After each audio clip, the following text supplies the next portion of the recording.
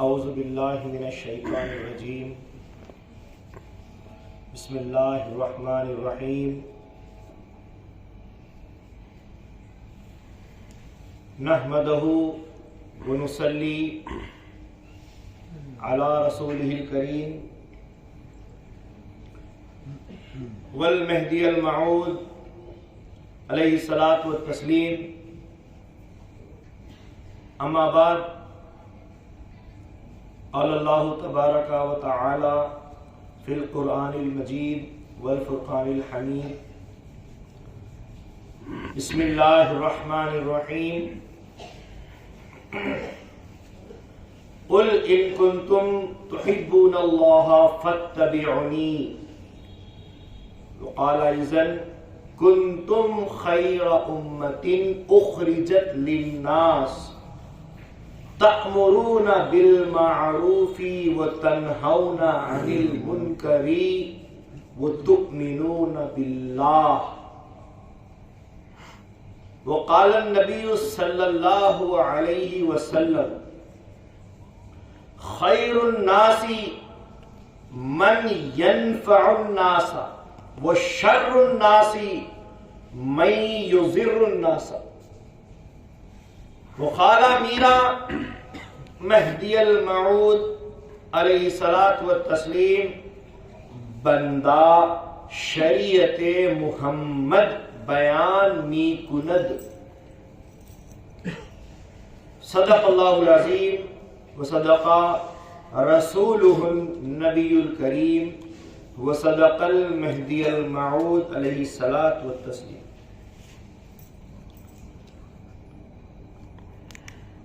ساری تعریف، ساری حمد و ثنا، ساری کی ساری اچھائیاں، بڑائیاں، پاکیاں اس پروردگار عالم کے لیے سزاوار ہے جو رب العالمین ہے،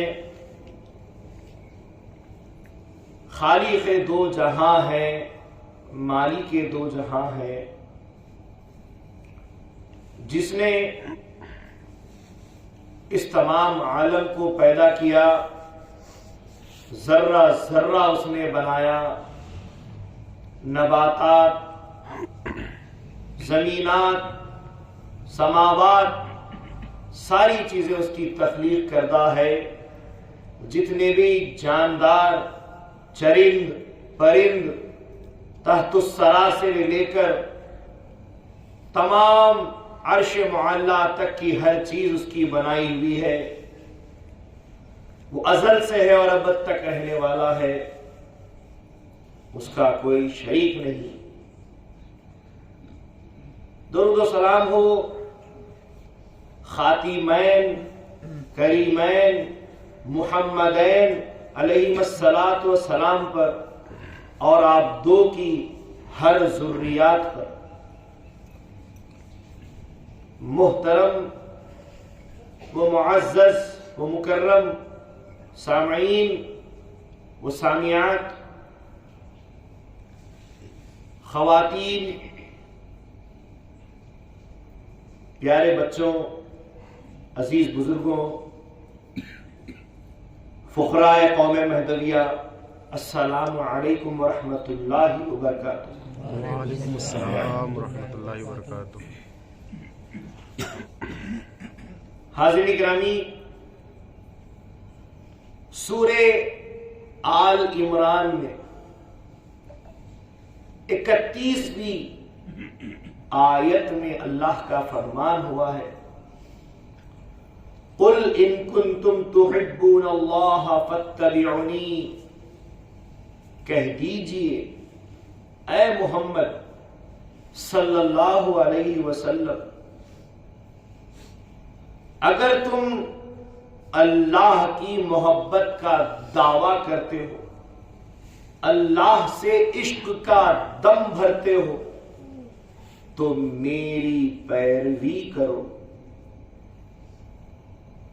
اللہ کا حکم ہوا ہے نبی مکرم صلی اللہ علیہ وسلم کو کہ جو تمہارے پاس یہ دعویٰ لے کر آتے ہیں کہ ہم اللہ کے عاشق ہیں، اللہ کو چاہنے والے ہیں، ان سے کہہ دو کہ پہلے میری پیروی کرو، محمد عربی صلی اللہ علیہ وسلم کی اتباع کرو، تب جا کر تم اللہ کی محبت میں سچے ہو جاؤ گے۔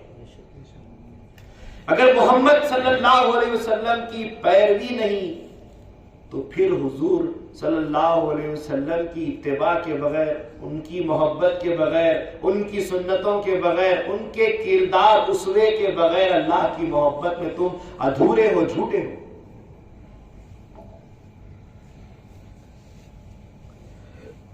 معلوم ہوا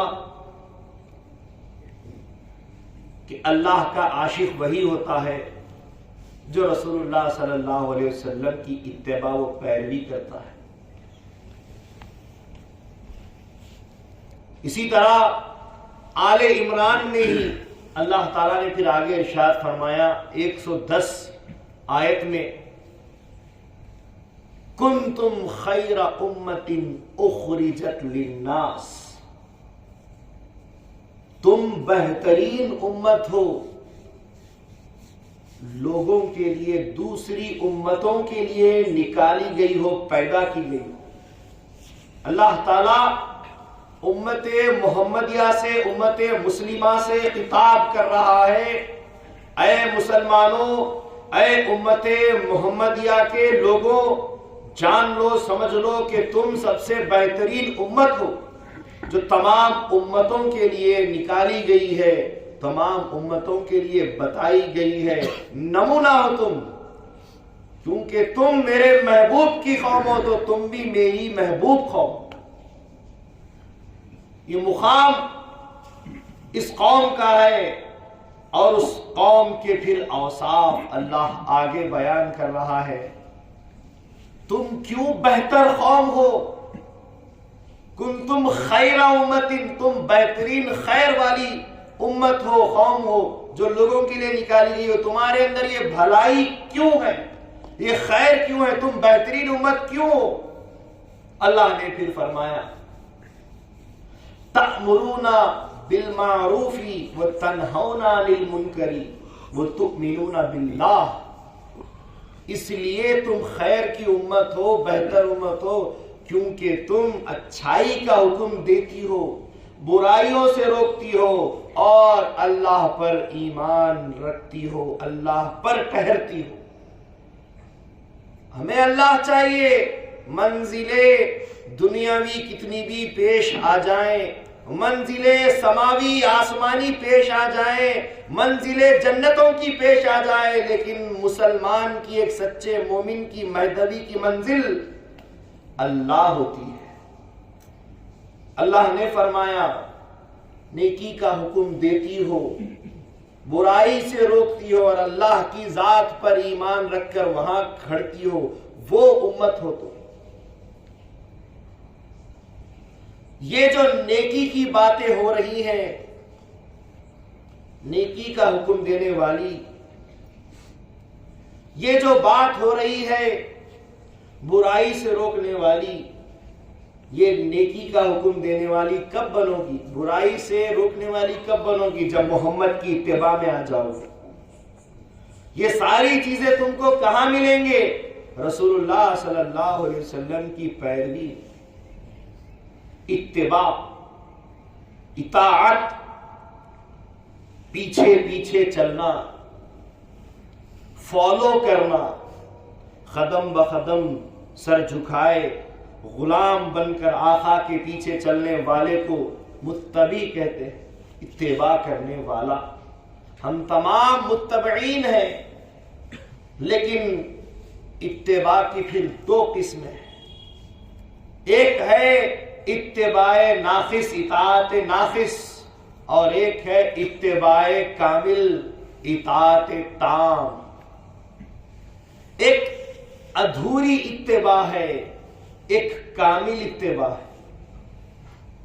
ہر انسان رسول اللہ صلی اللہ علیہ وسلم کے پیچھے پیچھے ان کے عمل پر چلتا ہے، لیکن پورے اعمال پر حضور کے نہیں چل سکتا۔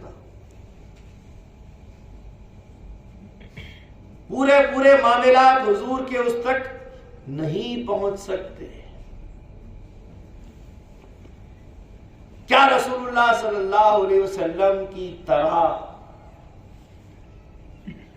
حضور جس طریقے سے سامنے کا دیکھتے تھے، دایاں بھی دیکھتے تھے، بایاں بھی دیکھتے تھے، پیچھے بھی دیکھتے تھے، اوپر بھی دیکھتے تھے، نیچے بھی دیکھتے تھے، کیا یہ پیروی ہم کر سکتے ہیں؟ ہم ناقص ہیں. حضور جس طریقے سے سامنے کا سنتے تھے، دور پیچھے کا سن لیتے تھے. حضور جیسا سامنے دیکھتے تھے، دور پہاڑوں، شہروں کے آگے، ملکوں کے آگے کا دیکھ لیتے تھے. ہم دیکھ سکتے، ہم سن سکتے، ہم ان کی کامل پیروی نہیں کر سکتے. لمحے بھر میں جو معراج کے سفر پر ساتوں آسمان، عرش، دوزخ، جنت اور جو سو قاب قوسین، عرش مولا سب جا کر آ گئے، حضور جا کر آئے، ہم جا سکتے ہیں. ہم جو کچھ کے حضور نے ہمارے لیے احکامات دیے ہیں، جتنا کرنے کو کہا ہے، جتنا ہماری طاقت ہے ہم اتنی پیروی کرتے ہیں. ہم حضور کی پیروی میں ناقص ہیں، ادھورے. لیکن ایک ذات ہے جو رسول پاک صلی اللہ علیہ وسلم کی اتباع تام کرتی ہے، کامل پوری پیروی کرتی ہے، قدم پر قدم رکھ کر چلتی ہے، اور وہ ذات ہے امامنا مہدی موعود علیہ السلام کی ذات. کہ جیسا کہ حضور نے فرمایا، المہدی منی یخفو اثری ولا یخطی، مہدی مجھ سے ہے، میرے قدم پر قدم رکھیں گے اور کبھی خطا نہیں کریں گے. یہ مہدی موعود علیہ السلام کی صفت، ان کی اتباع، کہ وہ میری کامل پیروی کرنے والے ہوں گے. رسول اللہ صلی اللہ علیہ وسلم کے جتنے بھی معاملات ہیں، مہدی موعود علیہ السلام کے بھی ہو بہو وہی معاملات. یہاں تک کہ معراج کا بھی جو معاملہ ہے، رسول پاک صلی اللہ علیہ وسلم معراج کو جا کر آئے، لیکن مہدی موعود علیہ السلام نے معراج کو زمین پر لا دیا. معراج میں جو خدا کا دیدار حضور کو وہاں کروایا گیا، حضور نے اس دیدار کی ایک نشانی نماز جو لائے، مہدی موعود علیہ السلام نے اس کے راز کو کھول دیا اور فرمایا کہ بندہ اندھوں کا نہیں، آنکھوں والا مذہب لایا. ہر وہ چیز جو حضور نے فرمائی، مہدی موعود علیہ السلام نے اس کو اور صاف کر کے اجاگر کیا. جو مبہمات تھے، جو متشابہات تھے، جو چھپی ہوئی باتیں تھے، اس کا انکشاف، ان رازوں کے، ان رموزوں کے جو سو پرچوں کو کھولنے والے، ان بند تالوں کی چابیاں لگا کر قفلوں کو کھولنے والے مہدی موعود علیہ السلام نے اس کام کیا. حاضرین گرامی، یہ ایک ہے اتباع ناقص، یہ ایک ہے اتباع کامل. ہم اتباع ناقص میں آتے ہیں، موعود علیہ السلام اتباع کامل میں آتے ہیں. اب اتباع ناقص میں بھی پھر 3 قسمیں ہوتی ہیں. سمجھ میں آ رہا ہے؟ سنائی دے رہا ہے؟ آپ لوگ یہاں موجود ہیں، سن رہے ہیں؟ نہیں، عرش پہ تو نہیں گئے، زمین پر ہے، فراز آسماں کی بات کرتے ہیں. کہاں رہتے ہیں دیوانے، کہاں کی بات کرتے ہیں. ایسا تو معاملہ نہیں ہے، یہی ہے. یہ جو زمین ہے یہ مسجد ہے، اللہ کا گھر ہے، عرش سے بھی بڑی جگہ ہے. اللہ کا گھر، جہاں بھی اللہ کا گھر مقرر ہوتا ہے وہ تمام دنیا بلکہ تمام کائنات کے سب سے بہترین جگہ ہوتی ہے. ہم تو عرش سے بھی اچھی جگہ پر بیٹھے، بلکہ عرش کے مانند ہے، وہاں بھی اللہ کی زمین ہے، یہ بھی اللہ کا گھر ہے. حاضرین گرامی، پھر اتباع کی 3 قسمیں ہوتی ہیں. ایک اتباع ہوتی ہے ڈر کی، ایک اتباع ہوتی ہے لالچ کی، ایک اتباع ہوتی ہے محبت کی. کیا بات. ڈر کی اتباع، اللہ تعالیٰ نے کئی مقامات پر قرآن میں ارشاد فرمایا، اتقوا اللہ، اللہ سے ڈرو. لا تخشوا الناس واخشونی، لوگوں سے مت ڈرو، مجھ سے ڈرو. اللہ ڈرا رہا ہے، اپنی ذات سے ڈرا رہا ہے. یہ ڈر ہے. جہاں اللہ سے نہیں ڈرے اللہ نے پھر موت سے ڈرایا, قبر سے ڈرایا, اللہ تعالیٰ نے قیامت سے ڈرایا, دوزخ سے ڈرایا, حساب کتاب سے ڈرایا, رسوائیوں سے ڈرایا, بے عزتیوں سے ڈرایا, کئی ایک چیزوں سے پھر اللہ نے ڈرایا. یہ ڈر. تو دنیا میں کچھ لوگ اللہ کی, رسول اللہ کی پیروی کرتے ہیں. کس وجہ سے؟ ڈر سے, خوف سے, ڈر سے پیروی کرتے ہیں. یہ ایک قسم ہو گئی. دوسری قسم ہے پھر لالچ, حرص, طمع. اللہ تبارک و تعالیٰ کی اتباع کرتے ہیں, دنیا کے تمام لوازمات مل جائے. اللہ کی اتباع کرتے ہیں, دنیا میں عزت ہو جائے, اللہ والوں میں عزت ہو جائے, دکھاوا اور ریاکاری ہو جائے. پھر اللہ کی اتباع کرتے ہیں ایک لالچ میں کہ جنت مل جائے, جنت کے باغات مل جائے, جنت کی حوریں مل جائے. یہاں پر ایک عورت لیکن وہاں پر حوروں کی جماعت چاہیے. یہاں ایک سے بڑھ کر طاقت نہیں ہے لیکن وہاں محل کے محل عورتوں سے, حوروں سے بھری ہوئی چاہیے. اس لالچ میں اللہ حوروں کے دیدار کرا دے, یہ دعائیں کراتے ہیں, جنت کے باغات دلا دے, نہروں کے جام پلا دے, غلمان سے ہماری خدمت کرا دے. یہ سارے دعائیں صرف ایک لالچ میں جنت کی. یا تو دنیا کی لالچ میں اللہ کی عبادت کرتے ہیں, اللہ گھر بنا دے, اے اللہ دولت دلا دے, اے اللہ نوکری لگا دے.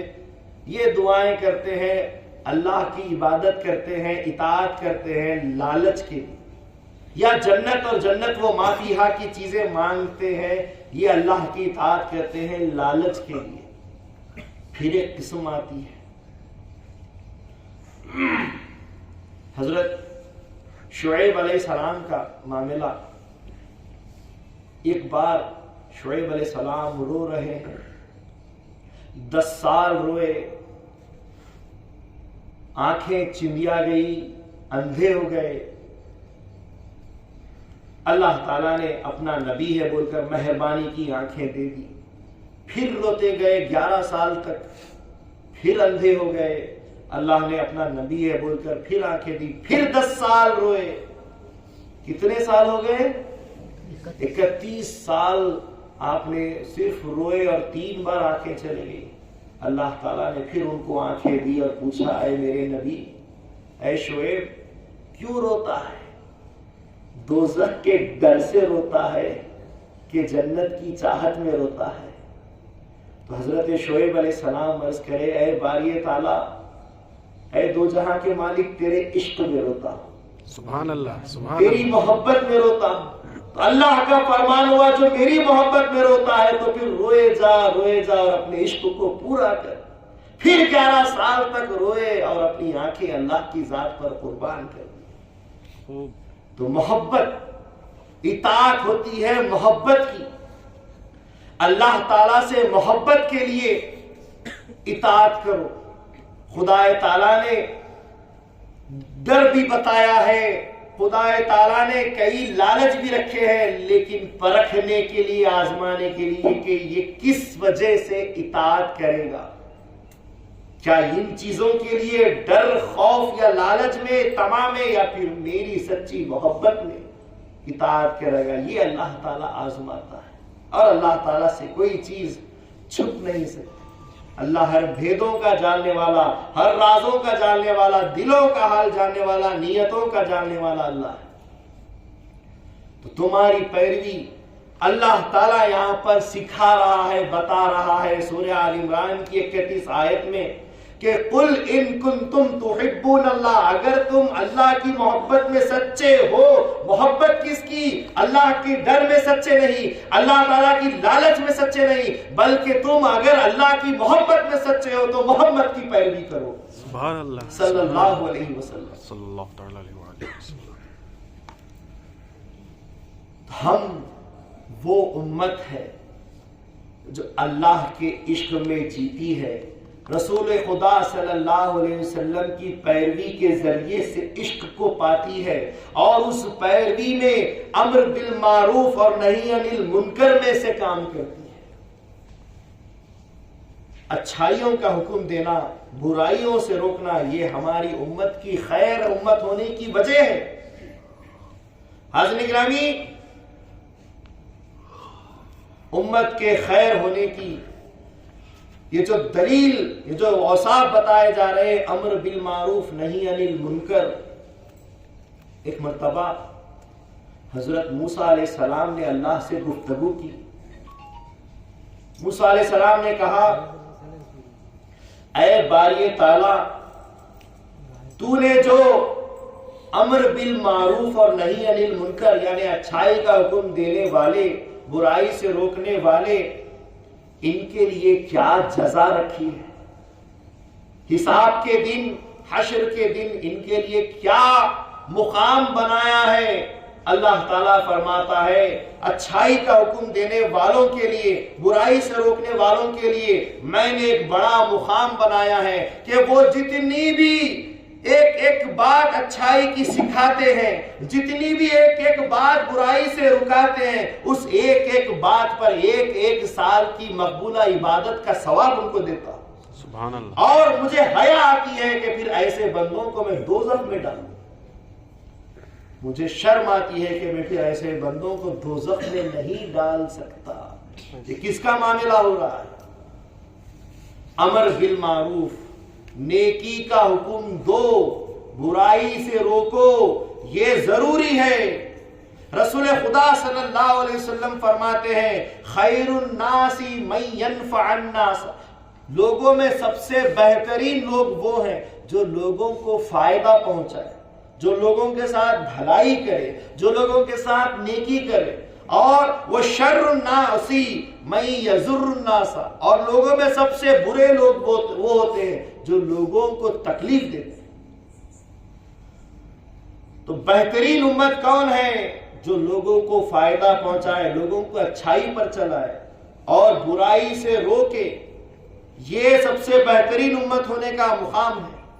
حضرت بی بی عائشہ رضی اللہ تعالی عنہا روایت کرتی ہیں کہ رسول پاک صلی اللہ علیہ وسلم نے ارشاد فرمایا، اے عائشہ، کیا تم جانتی ہو کہ اللہ تعالیٰ نے ایک بستی میں رہنے والے عبادت گزار لوگوں کو، جن کی عبادتیں نبیوں کی طرح ہوا کرتی تھی، انبیاء کی طرح عبادت گزار تھے، لیکن ایسی عبادت کرنے والی قوم کو جن میں 18,000 عبادت گزار انبیاء کے مماثل لوگ علماء رہتے تھے، ایسی بستی کو اللہ تعالیٰ نے ان کا تختہ پلٹ دیا، ان کو دھسا دیا، ان پر عذاب نازل کیا، ان کو نیست و نابود کر دیا۔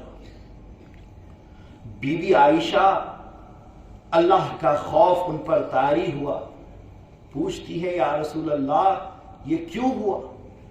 آپ نے تو کہا کہ وہ عبادت کرنے والے لوگ ان میں رہتے تھے، آپ نے تو کہا کہ 18,000 نبیوں کے مماثل لوگ رہتے تھے، پھر ان کو دھسا دیا گیا، عذاب دیا گیا۔ تو حضور صلی اللہ علیہ وسلم فرماتے ہیں وہ اس لیے کہ وہ عمل انہوں نے صرف اپنے لیے کیا، لوگوں کو بھلائی کا حکم نہیں دیا، لوگوں کو برائی سے نہیں روکا، صرف اپنا جینا جی لیتے تھے، اپنی عبادت دیکھ لیتے تھے، دوسروں کو عبادت کی طرف دعوت نہیں دیتے تھے، برائیوں سے نہیں روکتے تھے، اسی لیے ان کی اپنی عبادتیں ہونے کے باوجود ان کا تختہ پلٹ دیا گیا۔ ہم پر ذمہ داری ہے، اسی لیے یہ فقیر اور بھی یہاں پر آنے والے جتنے بھی رہبر ہیں کوشش کرتے رہتے ہیں، آؤ بھائی دین کی طرف آؤ، آؤ بھائی اللہ کی عبادت کی طرف آؤ، اللہ کے تمام احکامات کو سننے کے لیے آؤ، قرآن کو جاننے کے لیے آؤ، بلاتے رہتے ہیں۔ کیوں؟ کیونکہ ہم پر ذمہ داری ہے کہ ہمارا کام ہے کہ تم کو بلائیں اور تم کو برائی سے روکے۔ تم کو لہو لعب کھیل کود اور وقت گزاری سے تم کو روکے، تم کو حرام کاری یعنی کہ جوا شراب کوئی بھی ایسی چیزیں ہونے دو، ہر برائی سے تم کو روکنا اور اچھائی کا حکم دینا یہ ہماری ذمہ داری ہے، ورنہ پھر تم جیسے عذاب میں آؤ گے تمہارے ساتھ ہم بھی پس جائیں گے۔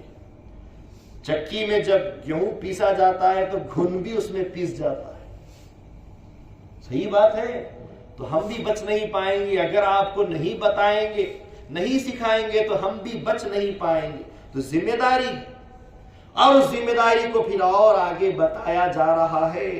حضرت ابو ذر غفاری رضی اللہ تعالیٰ عنہ روایت کرتے ہیں، حضرت ابو بکر صدیق رضی اللہ عنہ نے حضور سے پوچھا، یا رسول اللہ کیا مشرکین سے جہاد کرنے کے علاوہ بھی کوئی جہاد اور ہے؟ تو رسول پاک صلی اللہ علیہ وسلم فرماتے ہاں ایک اور جہاد ہے۔ کہا کہ کون سا جہاد ہے، وہ کیا جہاد ہے؟ رسول پاک صلی اللہ علیہ وسلم فرماتے وہ ایسا جہاد ہے کہ جس کے جہاد کرنے والے شہداء سے افضل مقام رکھتے ہیں، زمین پر چلتے ہیں، رزق کھاتے ہیں، فرشتے ان پر فخر کرتے ہیں۔ حضور سے پوچھا یا رسول اللہ وہ کون ہے؟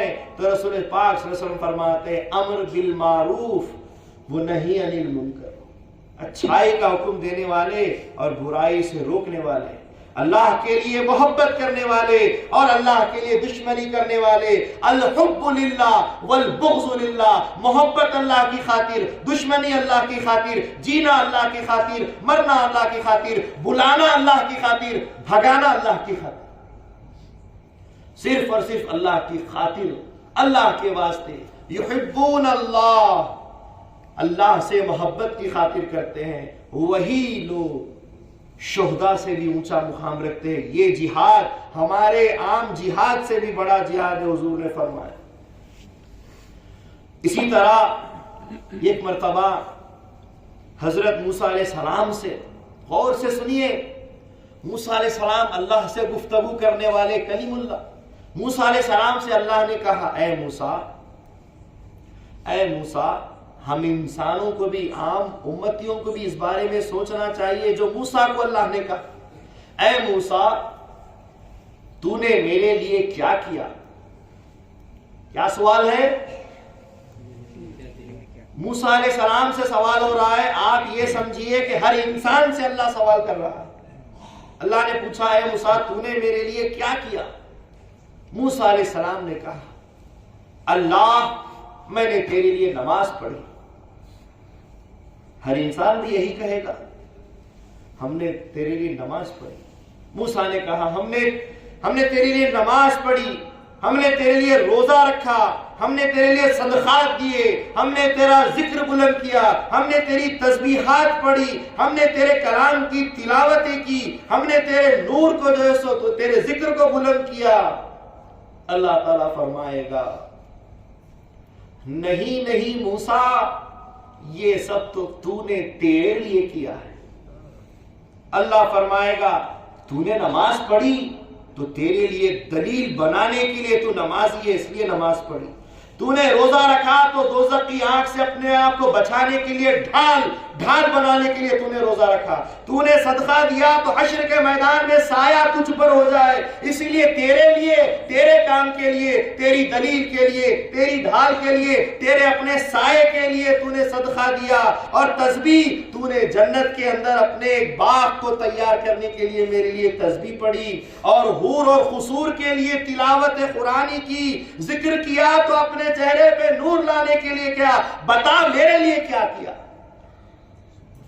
موسیٰ علیہ السلام اللہ کے نبی، بڑے پیغمبر، رسول اللہ ہیں، اللہ کے رسول ہیں، حیران ہو گئے، اے باری تعالیٰ میں معذرت خواہ ہوں، تیرے سامنے معافی مانگتا ہوں، سر جھکاتا ہوں، بتا وہ کون سا کام ہے جو صرف تیرے لیے۔ اللہ کا فرمان ہوا میرے لیے کسی کو اپنا دوست بنا، یہ میرے لیے ہے، اور میرے لیے کسی کو اپنا دشمن بنا، یہ میرے لیے ہے۔ الحب للہ والبغض للہ میرے لیے ہے، لوگوں کو اپنا دوست میرے لیے بنا، یہ میرے لیے ہوگا، لوگوں کو اپنا دشمن بنا، میرے لیے یہ میرے لیے ہوگا، یہ کام کیا کر۔ امر بالمعروف، اچھائی کا حکم دے، برائی سے روک۔ اچھائی کا حکم دے گا تو برے لوگ تجھے دشمن بنائیں گے، اور برائی سے روکے گا تو جو سو اچھے لوگ تیرے قریب آ جائیں گے۔ تو اچھائی کا حکم دے، برائی سے روک، دوست بنا، دشمن بھی بنا، لیکن کس کے لیے؟ میرے لیے۔ یہ احکامات اللہ تبارک و تعالیٰ نے بتائے ہیں، فرمائے ہیں۔ اسی کے ساتھ آج کی ہم نشست کا، چھٹی نشست کا آغاز کرتے ہیں۔ حاضرین گرامی، ہم نے گزشتہ کل سنا کہ مہدی موعود علیہ السلام جونپور میں 14 جمادی الاولیٰ کو پیدا ہوئے، صبح صادق پیر کے روز، اور ان کے بچپن کے حالات سنے۔ اسی طریقے سے مہدی موعود علیہ السلام بسم اللہ تک پہنچے، بسم اللہ آپ کی ہوئی، اور بسم اللہ کے بعد مہدی موعود علیہ السلام مسجد کھوکری میں تعلیم کے لیے جانے لگے، اور وہاں پر خواجہ خضر علیہ السلام نے ایک کھجور آپ کو رسول اللہ صلی اللہ علیہ وسلم کا پسخوردہ دیا۔ اس پسخوردے کو کھائے مہدی موعود علیہ السلام، اور پھر مہدی موعود علیہ السلام کی حضرت خضر علیہ السلام نے اور حضرت شیخ دانیال رحمت اللہ علیہ نے تصدیق کی، آپ کی تصدیق کی، آپ کے ہاتھ پر بیعت کی، آپ کے اسی وقت مرید ہو گئے۔ اور مرید ہونے کے بعد پھر آپ کو سید الاولیاء کا خطاب دیا۔ یہ سید الاولیاء کا خطاب لیا۔ وہاں 1700-1400 پال کی نشین علماء سے پھر اسد العلماء کا بھی آپ نے خطاب لیا۔ اب یہ خطابات آپ کو حاصل ہو رہے تھے، ایسے وقت میں آپ کے ماں باپ کا وصال ہو جاتا ہے۔ مہدی موعود علیہ السلام کے والد کا پہلے وصال ہوتا ہے، اور پھر کچھ عرصے کے بعد والدہ بھی پردہ فرما جاتی ہے۔ ماں باپ دونوں بھی پردہ کر دیے ہیں۔ مہدی موعود علیہ السلام اس کم سنی میں، اس چھوٹی سی عمر میں مہدی موعود علیہ السلام یتیم ہو جاتے ہیں۔ ماں باپ کی کبھی یاد آتی تو مہدی موعود علیہ السلام روتے تھے۔ جبکہ مہدی موعود علیہ السلام جس وقت سے پیدا ہوئے تھے، بچے تھے، کبھی کبھی روتے تھے۔ روایت میں آتا ہے کہ مہدی موعود علیہ السلام جب بھی روئے، جتنے لوگ ان کے رونے کو سنتے تھے جذبے کے اندر بے ہوش ہو جاتے تھے۔ سبحان اللہ، سبحان اللہ۔ مہدی موعود علیہ السلام کا رونا، ان کا ہنسنا، ان کا بولنا، ان کا قرآن کا بیان تو اور ان کا رونا بھی لوگوں کو جذبے میں لا دیتا تھا۔ وہ مہدی موعود علیہ السلام جب روتے تو لوگ جذبے میں آ جاتے ہیں۔ بہرحال وقت گزرتا گیا، مہدی موعود علیہ السلام جوانی میں قدم رکھتے ہوئے آگے بڑھے، نوجوان ہوئے۔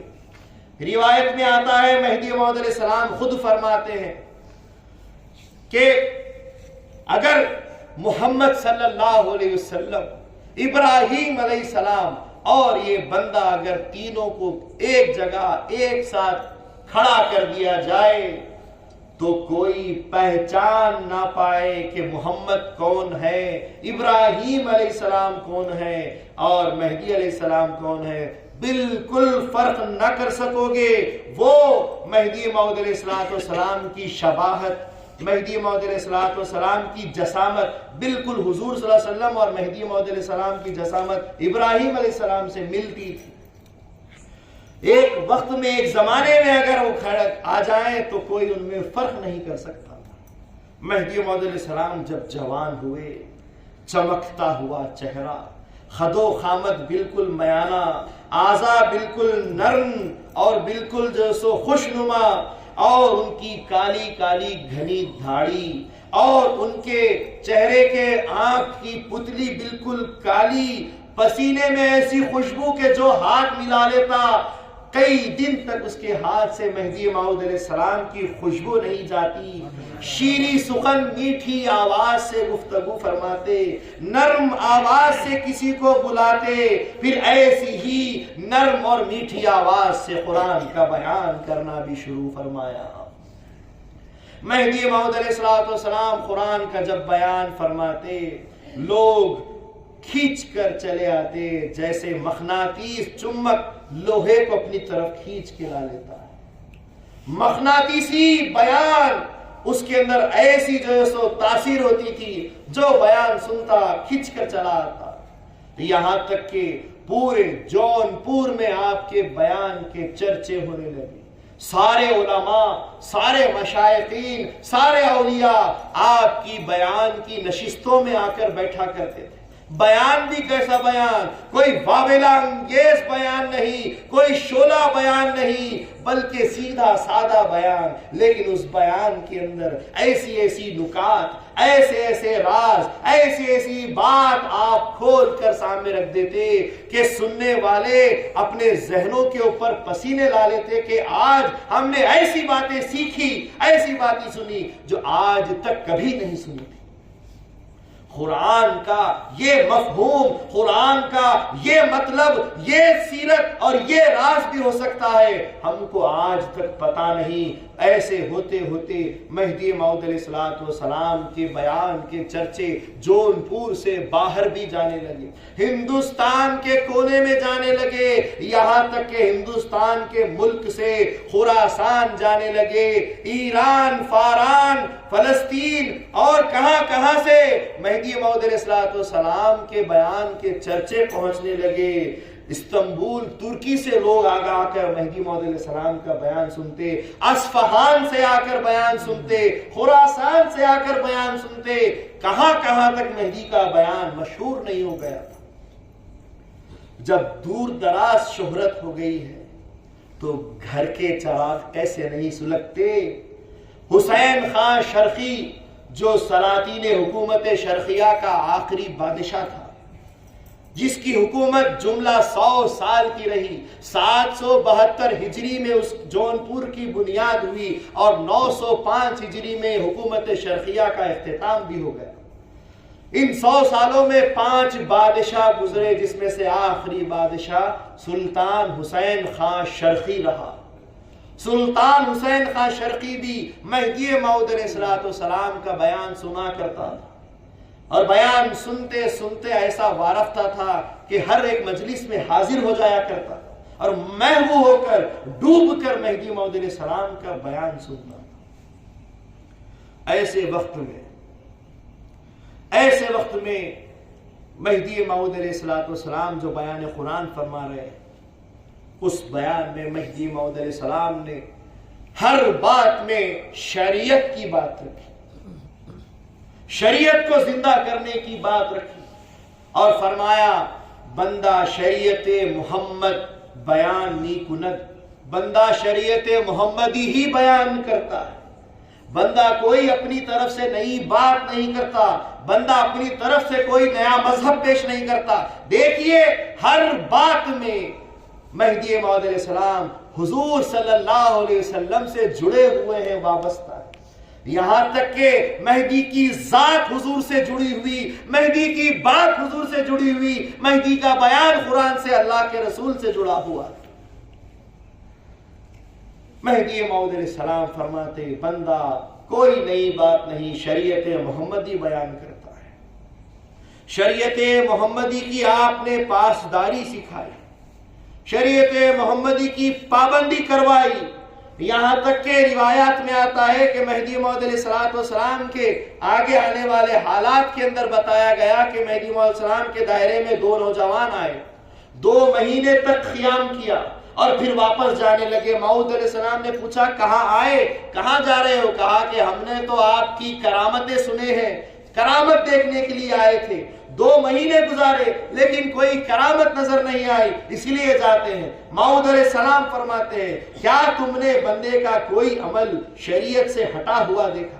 کیا مجھ سے کوئی سنت چھوٹتی ہوئی دیکھی؟ کیا کوئی اسلام سے غیر کام دیکھا؟ کہا کہ نہیں، ہم نے ہر شریعت سنت کا کام آپ کے اندر دیکھا۔ کہا کہ یہ کرامت نہیں تو اور کیا ہے، کرامت سے بڑھ کے سبحان اللہ، سبحان اللہ۔ شریعت محمدی کو مہدی موعود علیہ السلام نے کرامت کا درجہ دیا ہے۔ شریعت مہدویوں میں یہ مقام رکھتی ہے۔ ہم کوئی طریقت کی، ولایت کی، کرامتوں کی، جادوؤں کی باتیں نہیں کرتے، ہم صرف اور صرف شریعت کی بات کرتے ہیں۔ شریعت پر ہی پابند ہو جانا کرامتوں سے بھی اعلیٰ افضل مقام ہے۔ یہ شریعت ہے۔ مہدی موعود علیہ السلام کے دائرے میں ایک بار نماز ہو رہی تھی، ایک نماز پڑھنے والا آیا، نماز پڑھ رہا تھا اور اس کی ایک رکعت چھوٹی ہوئی تھی۔ جب نماز ختم ہوئی، امام نے سلام پھیرا تو پہلے سلام کے ساتھ ہی وہ اٹھ کر کھڑے ہو کر اپنی نماز پوری کرنے لگا، جبکہ دوسرے سلام کا انتظار کرنا چاہیے۔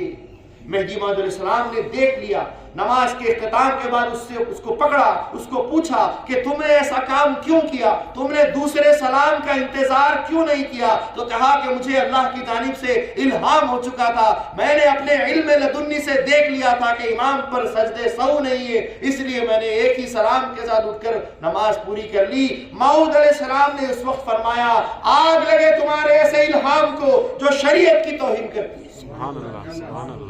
بندہ شریعت کی پابندی کرتا ہے، شریعت کا تابع ہے، اور تم شریعت کو توڑ کر اپنا الہام اور اپنی کرامت، اپنی طریقت، اپنی ولایت بتا رہے ہو، اپنی عبادت بتا رہے ہو۔ ایسی عبادت، ایسی طریقت اور ایسی الہام کوئی کام کا نہیں۔ آگ لگے ایسے الہام کو فرمایا۔ مہدی موعود علیہ السلام نے ایک جگہ ارشاد فرمایا، جو وضو کرے وہ تحت الوضو پڑھے، اور جو وضو کر کر تحت الوضو نہیں پڑھے وہ دین کا چور ہے، وہ بخیل ہے، وہ کنجوس ہے۔ شریعت کہہ رہی ہے، مہدی فرما رہے ہیں کہ کام کرو، شریعت کی پابندی کرو، چھوٹی سی چھوٹی چیز کی پابندی کرو۔ ایسی پابندیوں کا بیان، شریعت کا بیان مہدی موعود علیہ السلام فرما رہے تھے۔ اور ایسے وقت میں سلطان حسین شرقی بیان میں آ بیٹھا۔ مہدی موعود علیہ السلام نے بیان میں ارشاد فرمایا، امر بالمعروف والنہی عن المنکر۔ ہم ہماری بات پر برابر قائم ہے جناب، ہم ہماری بات، جو بیان، جو تقریر چل رہی ہے اس سے ہٹے نہیں ہے۔ سمجھ میں آ رہی ہے بات؟ امر بالمعروف والنہی عن المنکر۔ مہدی موعود علیہ السلام نے امر بالمعروف نہی عن المنکر کا بیان شروع کیا، اور مہدی موعود علیہ السلام نے اس وقت فرمایا کہ جو کوئی بھی حاکم اسلام ہوتا ہے، اسلام کے تحت بادشاہ بنتا ہے، سلطان بنتا ہے، اس کو چاہیے کہ وہ اسلام ہی کی پیروی کرے، کفر کی پیروی نہ کرے، کفر کی پیروی نہ کرے۔ کیوں کہا؟ سلطان حسین شرقی کو دیکھ کر یہ بیان شروع کیا۔ کیوں کیا؟ کیونکہ سلطان حسین شرقی کی حکومت اور اس کی سلطنت چھوٹی تھی، اور بازو جو بنگال تھا، بنگال کی ریاست لکھنوتی، جس کا نام گوڑ بھی کہا جاتا ہے، اس گوڑ کا بادشاہ تھا رائے دلپت۔ تو رائے دلپت کی حکومت بہت بڑی تھی، کفر کی حکومت بہت بڑی تھی، کفر کی سلطنت بہت وسیع تھی، اور اس کفر نے سلطان حسین شرقی پر، مسلمانوں کی حکومت پر دباؤ ڈالا۔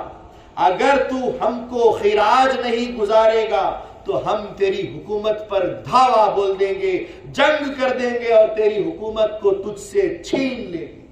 اگر اپنی حکومت چلانا چاہتا ہے، بادشاہت چلنا چاہتی ہے، تو پھر تو ہم کو جزیہ دے، تو ہم کو خراج دے، خراج گزار، ٹیکس دے، ٹیکس لگان۔ اور بادشاہ برابر اپنی حکومت کو چلانے کے لیے اس کفر کے کافروں کی حکومت کو پیسے، ٹیکس بھرتے جا رہا تھا۔ مہدی موعود علیہ السلام نے فرمایا کہ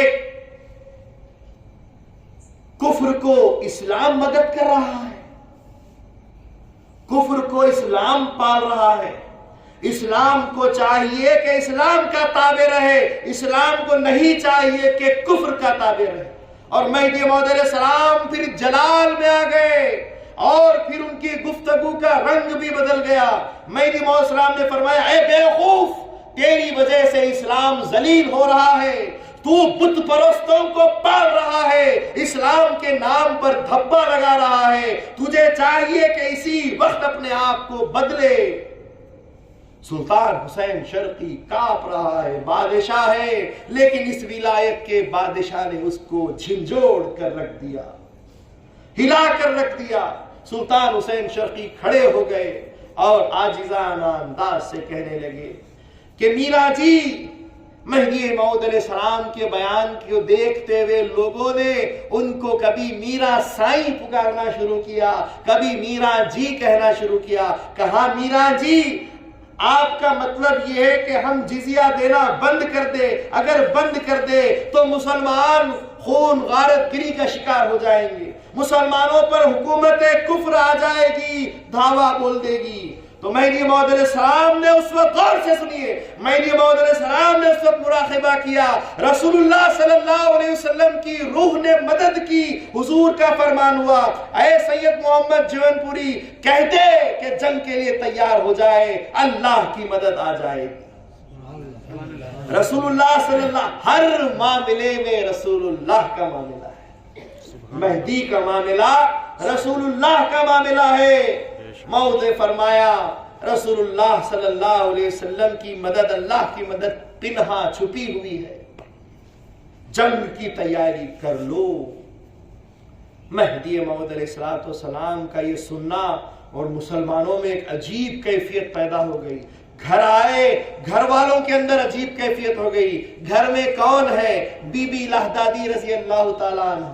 کون ہے بی بی لہدادی رضی اللہ تعالیٰ عنہ؟ مہدی موعود علیہ السلام کے چچا سید جلال الدین کی بیٹی ہے، جن سے ان کا نکاح کیا۔ میاں سید عثمان کے دو بیٹے، سید جلال، سید عبداللہ۔ سید عبداللہ کے بیٹے مہدی موعود علیہ السلام، سید جلال کی بیٹی بی بی لہدادی، دونوں کا نکاح کر دیا گیا تھا۔ مہدی موعود علیہ السلام جب 19 سال کے تھے، بی بی لہدادی 11 سال کی تھی، یہ دونوں کا نکاح ہو چکا تھا۔ بی بی بڑی خدمت گزار تھی اور فرما بردار تھی، فکر مند تھی۔ جب یہ معاملہ جنگ کا سنا، حضور مہدی موعود علیہ السلام جب گھر آئے، بی بی حیرت کرنے لگی کہ یہ کیا معاملہ ہونے جا رہا۔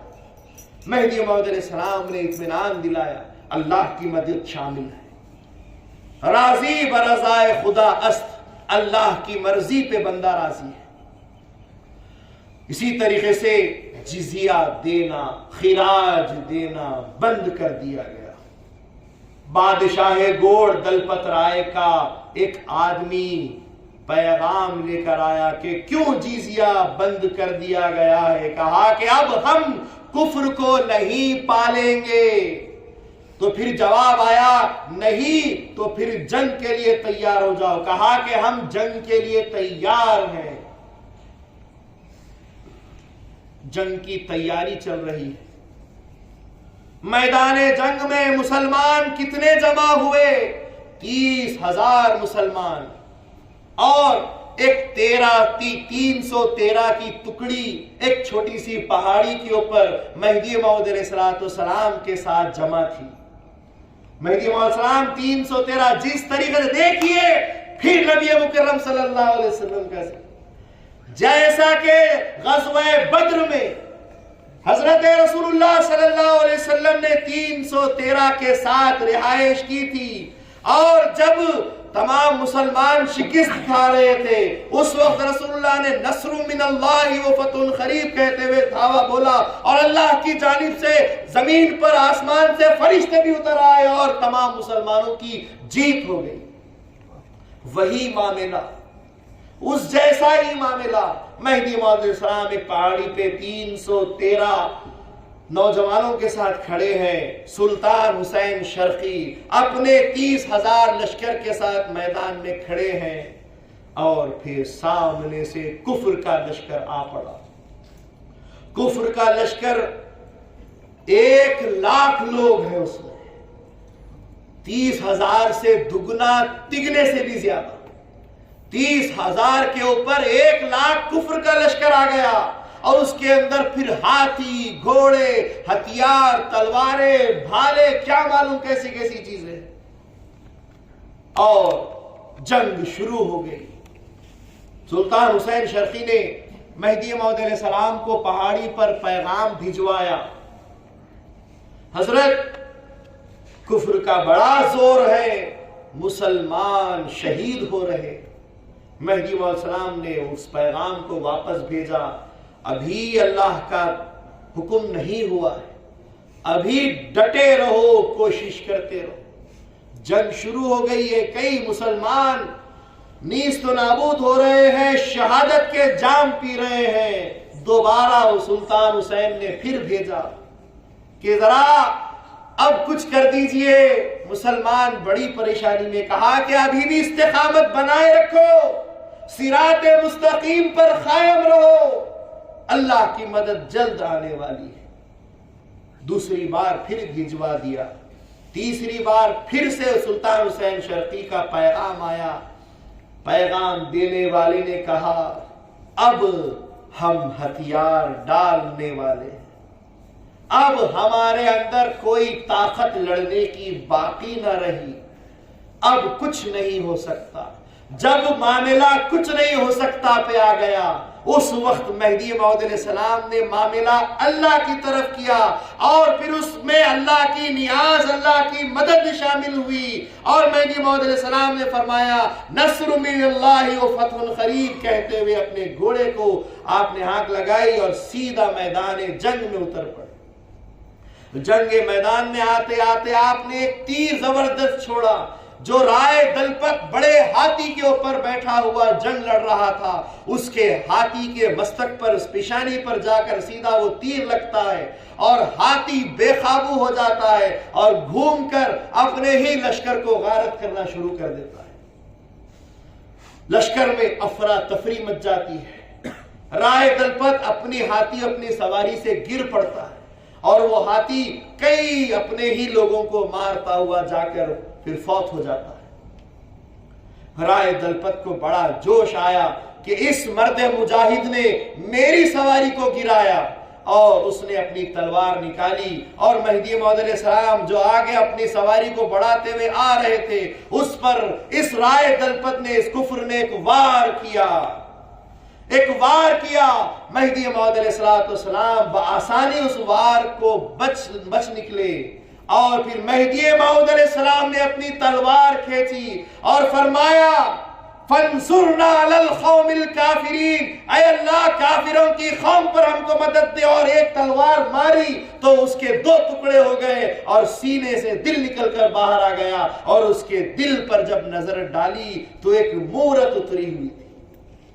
اس مورت کو دیکھا تو ہاتھی کی تصویر معلوم ہوتی تھی، اور اس کی زبان پر اس کے جس بت کی وہ پوجا کرتا تھا اس کا نام جپ رہا تھا، اور ایسے میں اس کا دم نکل گیا۔ مہدی موعود علیہ السلام نے جب یہ کیفیت دیکھی، مہدی موعود علیہ السلام کے اندر ایک جذبہ پیدا ہوا، موعود علیہ السلام کا یہ ذہن میں تخیل ہوا کہ جب کفر کا یہ معاملہ ہے کہ مرتے آخری سانسوں میں لبوں پر اپنے جو رب کا نام وہ لے رہا ہے، اور اس کے دل پر اس کی بت کی جو تصویر چھپ گئی ہے، جب باطل کا یہ عالم ہے تو حق کا عالم کیا نہیں ہونا چاہیے؟ سبحان اللہ۔ حق کی دل پر چھاپ کیسی نہیں آنی چاہیے؟ بس ایک معاملہ ایک بجلی جیسی ان پر سر گزری اور جذبہ حق میں آ گئے، اور مہدی موعود علیہ السلام وہی زمین پر لیٹ جاتے۔ جیسے ہی رائے دلپت کا ناش ہونا تھا، فوراً سلطان حسین شرقی نے اپنا علم بلند کیا، اپنا پرچہ بلند کیا کہ فتح اللہ کی جانب سے ہم کو حاصل ہو گئی۔ سب خوشیاں منانے لگے۔ اب جونپور نہیں، جونپور کے ساتھ پورا گوڑ کا حصہ بھی اپنی حکومت میں، مسلمانوں کی حکومت میں آ گیا۔ بہت خوشیاں منائی جانے لگی، اور پھر سلطان حسین شرقی نے پوچھا کہ حضرت کہاں ہے؟ میرا سائیں، میرا جی کہاں ہے؟ کہا کہ وہ تو میدان جنگ میں کدھر ہے پتہ نہیں۔ لوگوں سے پوچھا تو کہا کہ وہ زمین پر جذبے کے عالم میں لیٹے ہوئے۔ فوراً سلطان حسین شرقی موعود علیہ السلام کے پاس پہنچتے ہیں، اور ان کے سر مبارک کو اپنی گود میں لیتے ہیں، سپاہیوں سے کہتے ہیں فوراً حضرت کو اپنے مکان پر پہنچاؤ۔ حضرت کو ان کے گھر پہنچایا جاتا ہے۔ بی بی لہدادی دیکھ کر دنگ ہو جاتی ہے، کیا ہوا؟ کہا کہ جیت ہو گئی ہے، اور میرا جی نے ہم کو جیت دلائی، میرا جی نے ہم کو جیت دلائی ہے۔ رائے دلپت کا خاتمہ میرا جی نے کیا ہے، ہم جیت گئے، اور میرا جی کو کچھ نہیں ہوا ہے، بس ایک اللہ والی کیفیت ان کے اوپر آئی ہے، آپ سنبھالیے، یہ کہہ کر گئے۔ اور پھر تمام سلطنت کے اندر بادشاہ اپنے سپاہیوں کے ساتھ گشت کرتا ہے اور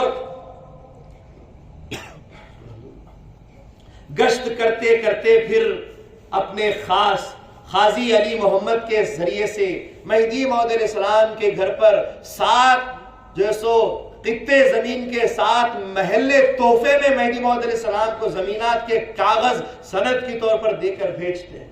مہدی موعود علیہ السلام انگلی سے اشارہ کر کر منع کر دیتے ہیں اور وہ واپس لے کے چلے جاتے ہیں. سلطان حسین شرقی کو ایسا لگتا ہے کہ میں خود جانا چاہیے تھا اور میں نے اپنے وزیر کو اپنے قاضی کو بھیج دیا. پھر سلطان حسین شرقی خود ان کاغذات کو، ان سندوں کو، ان زمینی کاغذات کو خود اپنے ہاتھوں سے لے کر مہدی موعود علیہ السلام کے پاس پہنچے اور ان کاغذات کو دینا چاہا تو مہدی موعود علیہ السلام کا چہرہ، ان کی رنگت بدل گئی. مہدی موعود علیہ السلام وہ ہستی تھے کہ جس وقت نوجوانی میں بیان قرآن فرماتے تھے تو ایک بار سلطان حسین شرقی آ کر کہنے لگا کہ آپ جتنا مانگیں گے ہم اتنا آپ کو جو ہے سو نقد، آپ کی نوکری جیسا آپ کو جو ہے سو پیسے مقرر کر دیتے ہیں اور روزانہ آپ کو دیا جائے گا. مہدی موعود علیہ السلام نے فرمایا پھاٹا پہرے ٹوکا کھاوے راول دیول کہیں نہ جاوے. ہم پھٹا پرانا پہنتے ہیں، راول دیول امیروں کے گھر نہیں جانتے، ہم متوکل اللہ لوگ ہیں. جب اس وقت متوکل تھے تو اب یہ وقت کیا ہو جائے. مہدی موعود علیہ السلام کا چہرہ دیکھ کر سلطان حسین شرقی اپنے قدموں کو روک لیتے ہیں اور واپس چلے جاتے ہیں. بس اس طریقے سے مہدی موعود علیہ السلام پھر 12 سال تک جذبے میں رہتے ہیں. سن 875 ہجری میں یہ جنگ لڑی گئی تھی اور 12 سال یعنی 887 ہجری تک مہدی موعود علیہ السلام کو جذبہ حق رہا. اور مہدی موعود علیہ السلام اس وقت جب کہ جذبہ حق ختم ہوا 40 سال کے ہوئے. جذبہ حق کا معاملہ کیسا تھا؟ مہدی موعود علیہ السلام جیسے ہی جذبہ حق میں رہے تو 7 سال تک نہ آپ نے کچھ کھایا نہ آپ نے کچھ پیا، ایک پانی کا قطرہ تک آپ نے استعمال نہیں کیا. اور نماز کا جب وقت آ جاتا مہدی موعود علیہ السلام یکایک ہوش میں آتے، وضو کے لیے پانی مانگتے، بی بی لہدادی خدمت کے لیے کھڑی رہتی، پانی لاتی، وضو کرواتی اور اسی وقت پھر نماز کی کیفیت میں چلے جاتے. اور جیسے ہی نماز ختم ہوئی پھر جذبہ حق میں چلے.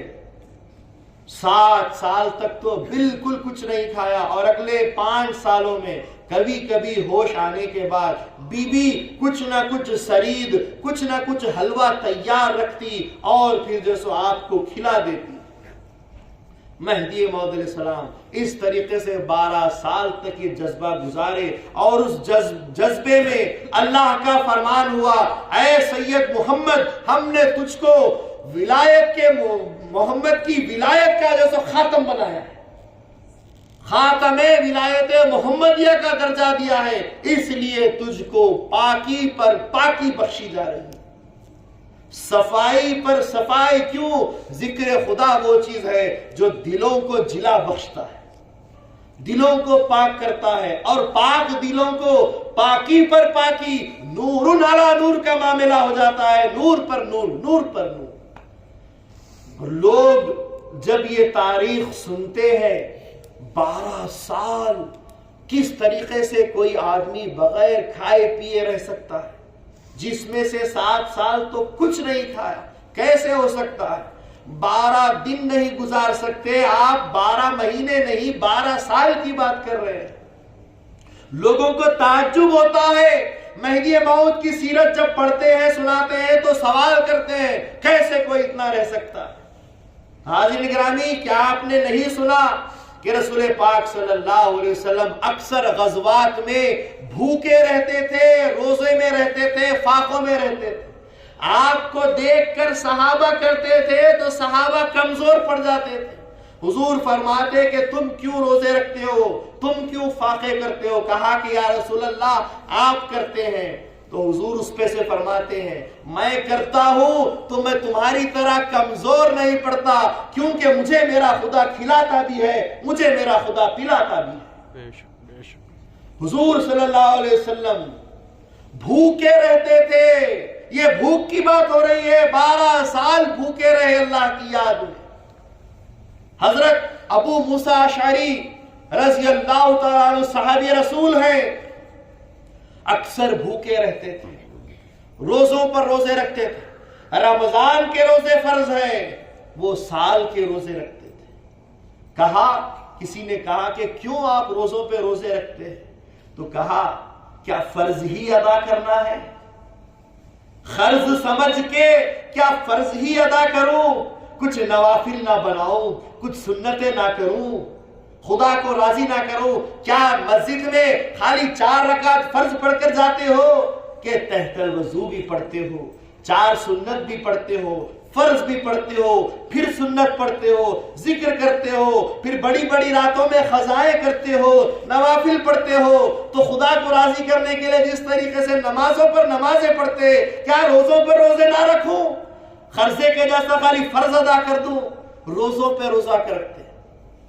हुजूर सल्लल्लाहु अलैहि वसल्लम फरमाते, जो सबसे ज्यादा रोजा रखेगा अल्लाह तबारक व तआला के यहाँ सबसे अव्वल उसको उठाया जाएगा। और हुजूर सल्लल्लाहु अलैहि वसल्लम फरमाते हैं, जो भूखे रहते हैं अल्लाह के वास्ते, अल्लाह की मोहब्बत में, अल्लाह की रजा के लिए भूखे रहते हैं और रोजेदार और फाकों में रहते हैं, अल्लाह ताला जब क़यामत का सूर फूका जाएगा, लोगों को खबरों से निकाला जाएगा, हश्र का मैदान तैयार होगा, ऐसे वक्त में सब हौल नाकी में रहेंगे। उस वक्त अफरा तफरी रहेगी, बाप बेटे का नहीं, माँ बेटी का नहीं, भाई भाई का नहीं, कोई रिश्ता वहां पर काम नहीं देगा, किसी को किसी की फिक्र नहीं होगी। ऐसे वक्त में जमीन और आसमान अर्श के ऊपर एक बड़ा दस्तरखान बिछाया जाएगा और कुछ लोग उस पर खाते हुए बैठेंगे। लोग जो अफरा तफरी में पूछेंगे, ये कौन लोग हैं जो खा रहे हैं? अल्लाह का फरमान होगा, जिस वक्त तुम खा रहे थे ये भूखे थे, आज तुम भूखे हो ये खा रहे हैं। ये भूखे रहने की कैफियत है। माऊद अलैहिस्सलाम 12 साल भूखे रहे, कोई ताजुब नहीं है। हुजूर का फरमान है भूखे रहो। भूखा रहना वलियों का खाना है।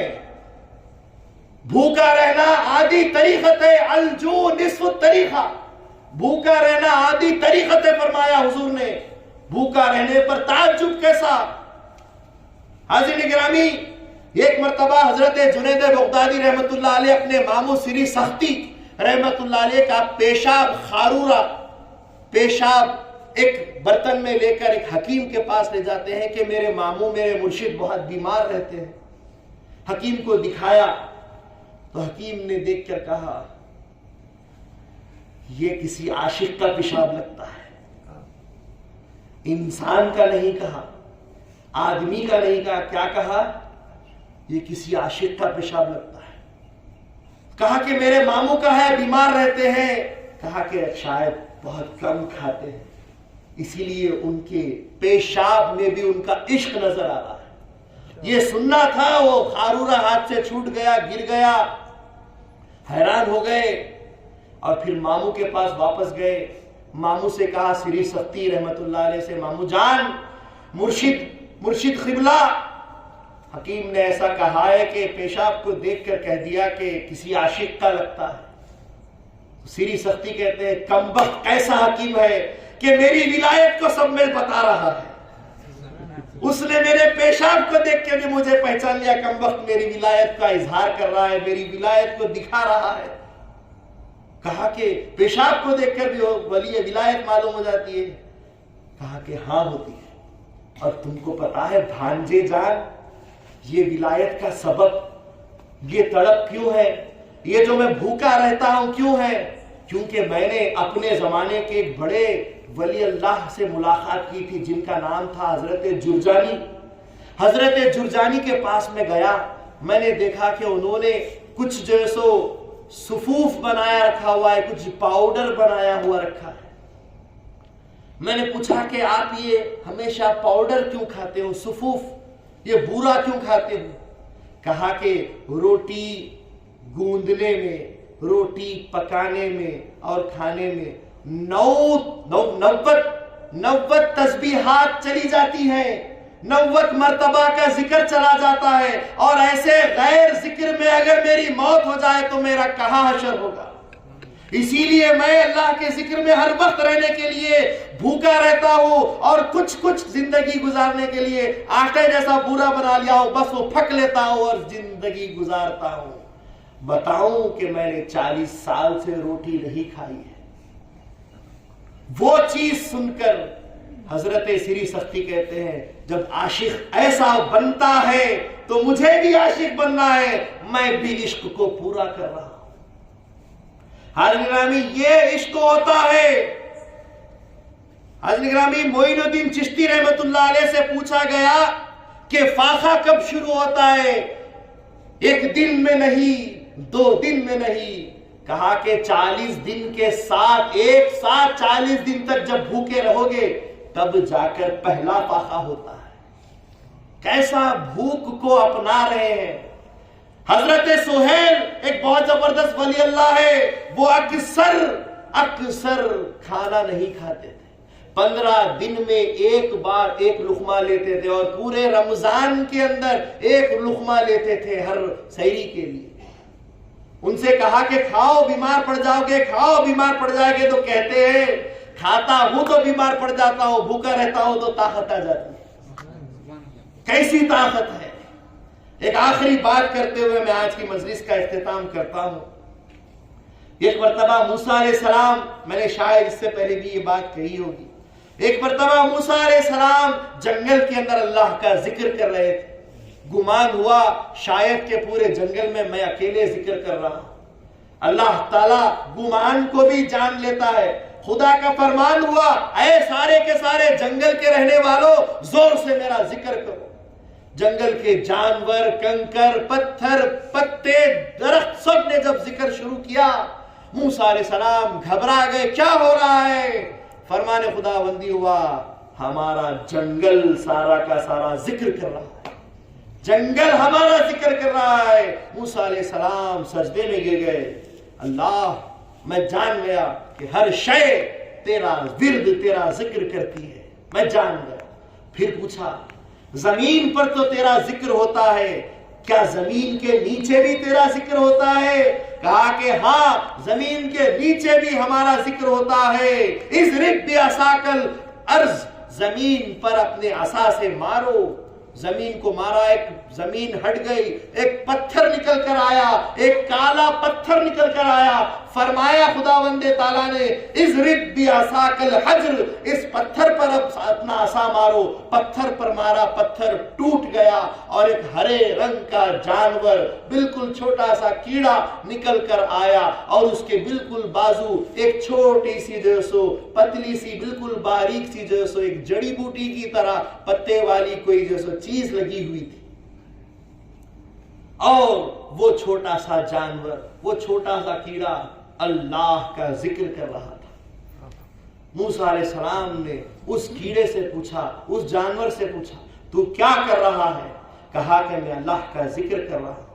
کہا کہ کب سے اللہ کا ذکر کر رہا ہے؟ کہا کہ 300 سال سے اللہ کا ذکر کر رہا ہوں۔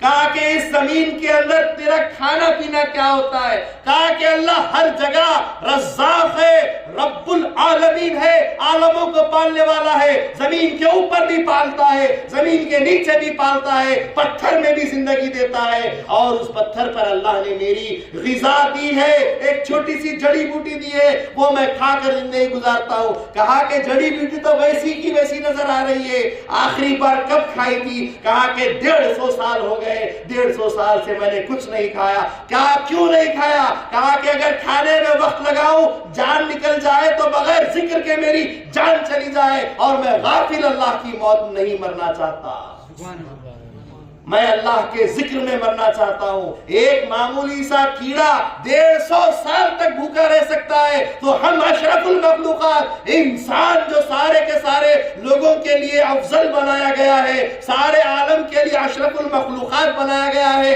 جس کو فرشتوں نے سجدہ کیا ہے، اس انسان کا مقام کیا ہوگا؟ کیا وہ 12 سال بھوکا نہیں رہ سکتا؟ مہدی موعود علیہ السلام کے 12 سال کے بھوکے رہنے کے اوپر سوچنے والوں، اس جانور پہ ذرا سوچو، اپنی حیت پر سوچو، تم خدا کا مظہر ہو، اللہ تعالیٰ نے تم کو اپنے چہرے پر اتارا ہے، اللہ تعالیٰ نے تم کو اپنا نائب، اپنا خلیفہ بنایا ہے، اور تم ایسی حقیر بات کرتے ہو کہ بھوکا کیسے رہتے ہیں۔ بھوکا رہتے ہیں تبھی تو روح کو غذا ملتی ہے، کھاتے ہیں تو اس جسم کو غذا ملتی ہے۔